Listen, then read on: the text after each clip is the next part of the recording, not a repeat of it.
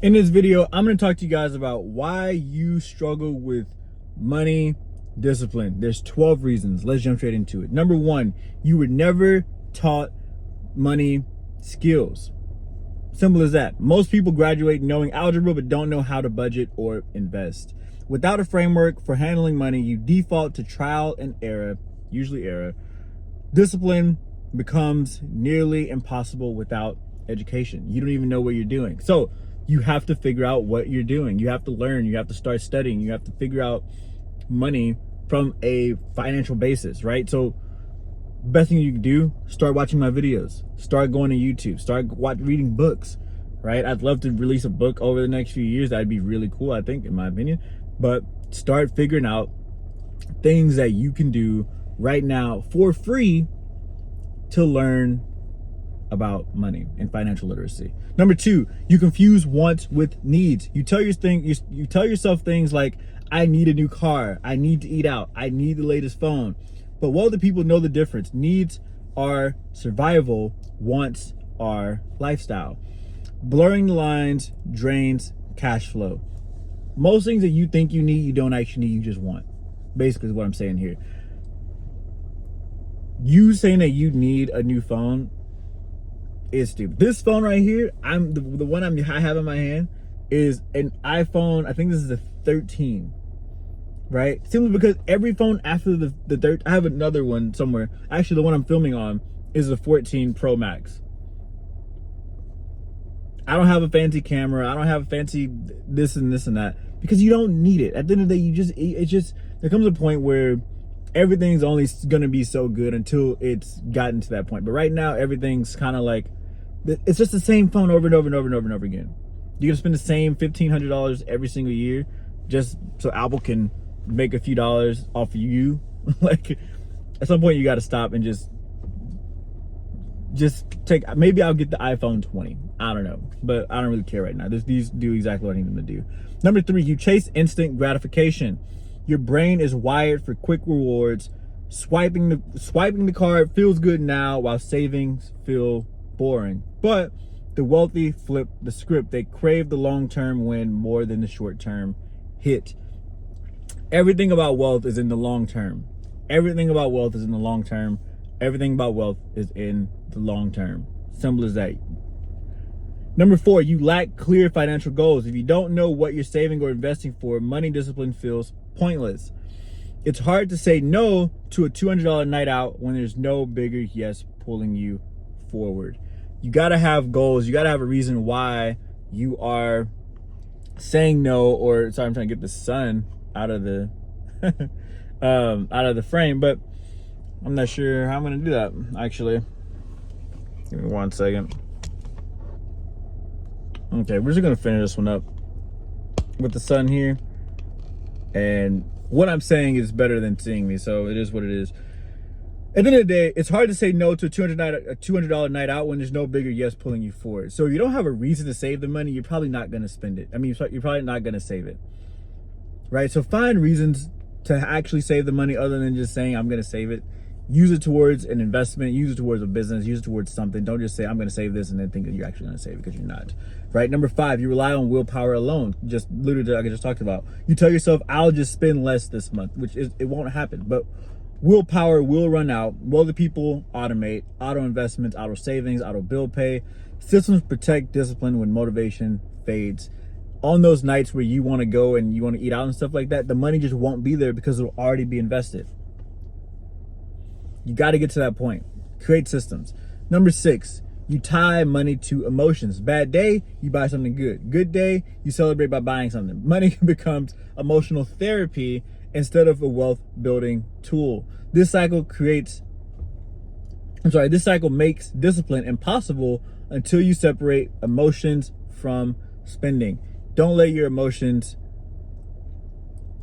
take you away from wealth.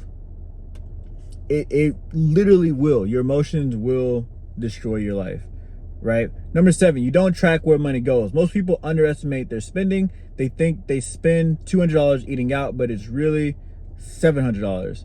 Without tracking, your brain tells you a fake story about your money. Wealthy people know the truth down to the dollar. How much do you actually have? When you're going out and you're spending and you're buying a Red Bull here, you're buying a Coke here, you're buying a quick Chick-fil-A here, you got to know how much you have, or you'll tell yourself, I didn't really spend that much. And what really happened is that you spent over what you thought, because at the same time you're doing all that stuff, you got a Netflix subscription coming out, you got a Hulu subscription coming out, you got it just happened. You got an Apple purchase that took from your account that you made a subscription on 5 months ago because you were just bored at some random time, right? You got to know where your money is going. Number 8, you upgrade lifestyle too fast. This is lifestyle creep. You get a raise, new car.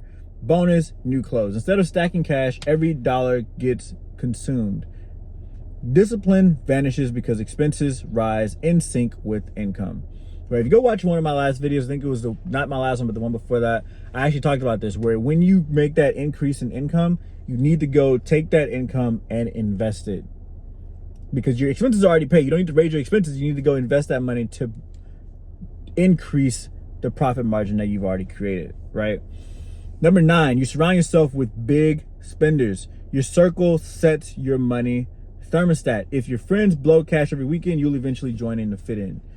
Discipline requires surrounding yourself with people who normalize savings, investing, and delayed gratification, right? Who are you hanging around that is good with money? If they're all not good with money, chances are you won't be good with money either, right? Sorry, I'm gonna try to move this over just a little bit more. The sun looks like it's getting a bit closer. Actually, here, let me do this. I'm just gonna pick this up and I'm just gonna hold it myself. And maybe this will help a little bit more. All right, here we go. Let me just continue just holding it like this. Number 10, you avoid facing reality. Many people don't check their accounts, ignore bills, or delay looking at debt. It feels better in the moment, but this denial keeps you broke. Wealthy people confront numbers even when they hurt, because clarity equals control. You got to know what to fix. In order to move forward, you got to be real with where you are. If you don't know where you're at currently, it's going to be really hard to move forward because you don't even know where you're at in the first place, right? So you got to go and look at the bills. You got to go look at the debt. You can't just ignore all this crap, right? Number 11, you don't respect small amounts. You say, oh, it's just $5, just $20, just $100, but small leaks sinks ships. Wealthy people treat every dollar with respect because they know compounding starts with the small stuff.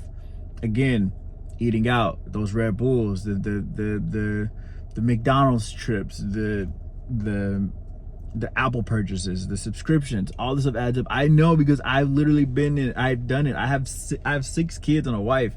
Trust me, I understand. A lot of stuff I still have. I still have subscriptions, you know, your Netflix and blah, blah, blah, blah. But it's okay because it's under my, like I'm not at a point anymore where I'm like struggling for money. However, when that stuff takes out, you still see it. It's still there, no matter how big the ship is. Those